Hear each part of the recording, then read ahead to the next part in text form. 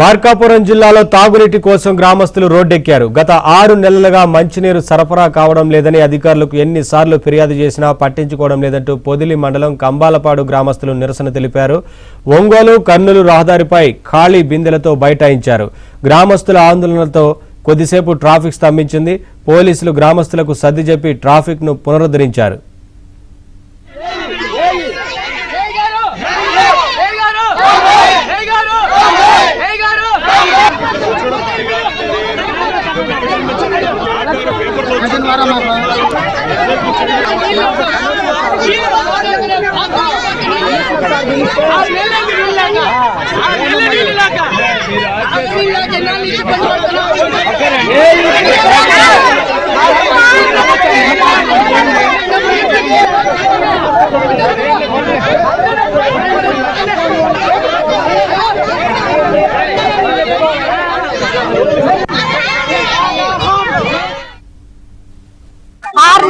సాగర్ నీళ్ళు రావట్లేదు సార్.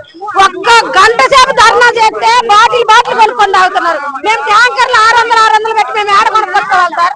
పనులు లేని కాలం పేదవాళ్ళం సార్, మేము ఎలా కొనుక్కోవాలి? దాదాపుగా 6 నెలల కాలం నుంచి మేము కొనలేక, మాకు స్తోమత లేక ఎంతో మంది మా గొంతులు ఎండిపోతా ఉన్నాయి. అనేక మంది కూడా దాహంతో అల్లాడి చస్తున్నారు. చిన్నబిడ్డలు అయితేనేమి, ముసలోళ్ళు అయితేనేమి, పెద్దోళ్ళు అయితేనేమి కొనలేని స్తోమత మా దగ్గర లేదు.